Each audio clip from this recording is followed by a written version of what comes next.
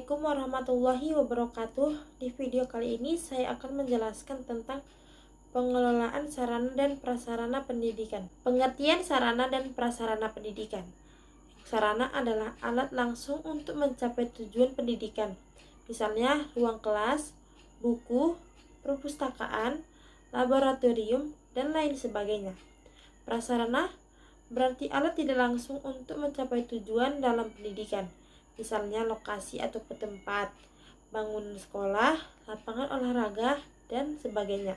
Jadi yang dimaksud dengan pengelolaan sarana dan prasarana adalah merupakan suatu proses kegiatan perencanaan, pengorganisasian, pengadaan, pemeliharaan, penghapusan, dan pengendalian logistik ataupun perlengkapan yang terkait dalam pendidikan di sekolah. Ada jenis sarana dan prasarana pendidikan. Menurut Keputusan Menteri Pendidikan dan Kebudayaan Nomor 097 Tahun 1975, sarana pendidikan terdiri dari atas 3 kelompok. Yang pertama ada bangunan dan perabotan sekolah, yang kedua alat pelajaran yang terdiri dari pembukuan dan alat-alat peraga dan laboratorium. Yang ketiga, media pendidikan yang dapat dikelompokkan menjadi audio visual yang menggunakan alat terampil. Proses pengelolaan sarana dan prasarana pendidikan. Sarana dan prasarana pendidikan pada dasarnya dapat dikelompokkan dalam 4 kelompok, yaitu tanah, bangunan, perlengkapan, dan perabot sekolah. Pengelolaan yang dimaksud meliputi yang pertama ada perencanaan sarana dan prasarana pendidikan.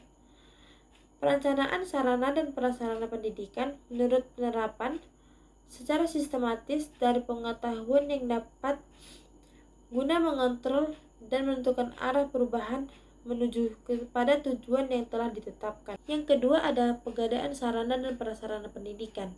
Pengadaan merupakan segala kegiatan untuk menyediakan semua keperluan bagi pelaksanaan pendidikan.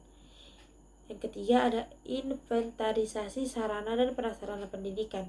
Semua sarana dan prasarana sekolah hendaknya diinventarisir.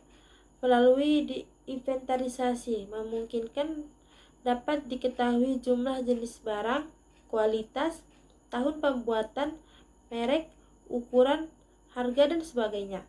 Yang keempat itu ada penyimpanan sarana dan prasarana pendidikan.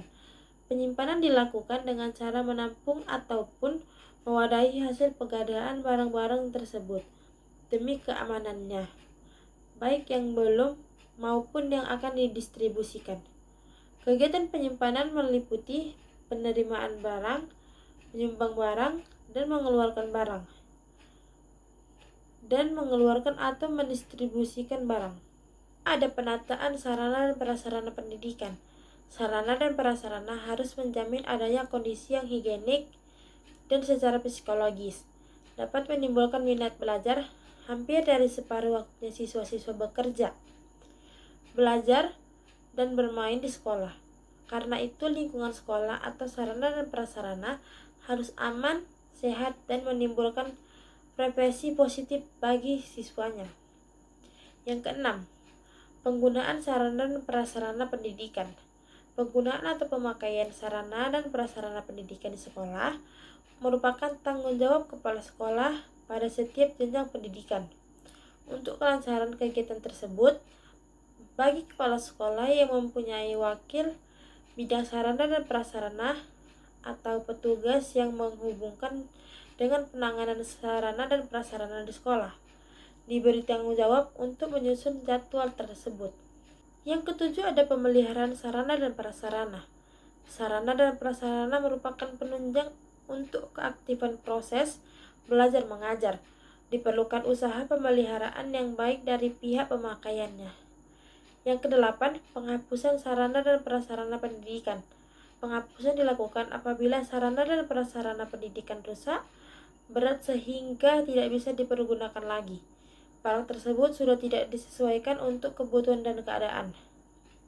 Biaya pemeliharaan yang tinggi, jumlah barang tersebut berlebihan sehingga tidak bisa dimanfaatkan dan nilai guna barang tersebut tidak perlu dimanfaatkan. Baik, itu saja yang bisa saya jelaskan pada materi kali ini. Wabillahi taufiq wal hidayah. Assalamualaikum warahmatullahi wabarakatuh.